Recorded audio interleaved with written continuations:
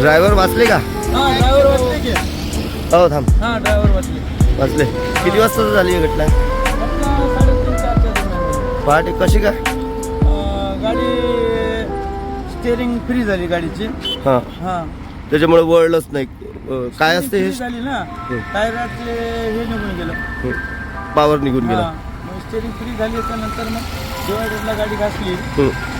गाडी कंट्रोल झाली नाही, ब्रेक पण लागला गेला. गाडी कंट्रोल करण्यासाठी आपण डिवायडरवर गाडी दिली. कुठून कुठे जात होती गाडी? गाडी नागपूरकडे जात होती. कुठून? नांदेडवरून. काय माल आहे गाडीत? गाडीत साखर आहे. ड्रायव्हरचं नाव? ड्रायव्हरचं नाव? मीच आहे. अरे बापरे, तुम्हीच आहे? काय नाव तुमचं? पहिले तर तुमचं अभिनंदन.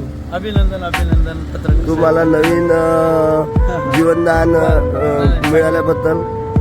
जीवन हे चांगलं आहे. तुमच्या डोक्याला पण टीका आहे.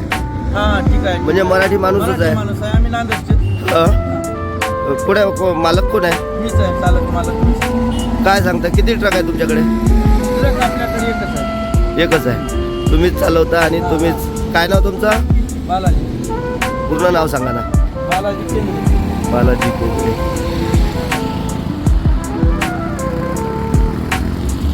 जेव्हा होऊ शकत नसते, घटनेचं काही नसते त्याच्यामध्ये. असं आहे. पण गाडी कंट्रोल झाली नाही. स्टेअरिंग राड गेल्यामुळं गाडी फ्री झाली, स्टेअरिंग मोकळी झाली.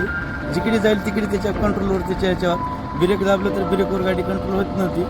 गाडी दुरात होती. त्याच्यामुळे आपण डिवायडरवरती गाडी चढली तिथं. आणि इकडे समोर घर असल्यामुळं आपण डिवायडरला गाडी आणली तिथं. आणि तिकडे वाचवण्यासाठी मग तिकडून गाडी आपण तिकडे घेतली. कुठून? तिथून म्हणजे त्या ठिकाण आहे ना, ते पोल आहे ना, ते लाईटचा ठेवला आहे. त्याच्यामुळे मग तिथून गाडी आपण इकडे वळली. आणि म्हणजे गाडी त्या घरावर जात झाला. त्याच्यामुळे ते घर वाचण्यासाठी आपण गाडी इकडे घातली. आणि साधारण गाडीची स्पीड किती होती? साधारण गाडीची स्पीड असेल 60-70ची स्पीड असेल. 60-70 स्पीड असेल साधारण. 70च्या स्पीडमध्ये ते डिवायडरला गाडी लागल्याच्या नंतर टायर फुटल्याच्या नंतर गाडी कंट्रोल झाली नाही. आणि ती टायर फुटलं. टायर कुठे फुटलं? टायर तिकडे फुटलं त्या रोडवरती जिथे डिवायडरला. गाडी स्टेअरिंग फ्री झाल्याच्या नंतर गाडी आपल्याला कंट्रोल होऊ शकत नाही. त्या हिशोबानं आपण केलं, गाडी डिवायडरवर घालायचा प्रयत्न केला आपण. हां म्हणजे मोकळे. आता समोर येणाऱ्या वाहनाला आपण उडीणार ना, मग त्याच्यामुळे आपण डिवायडर, हे साईड बॉर्डर जे आहे रोडचं, याच्यावरती गाडी घातली तर गाडी कंट्रोल होईल असा अंदाज. आणि हे उपसून निघालं ना.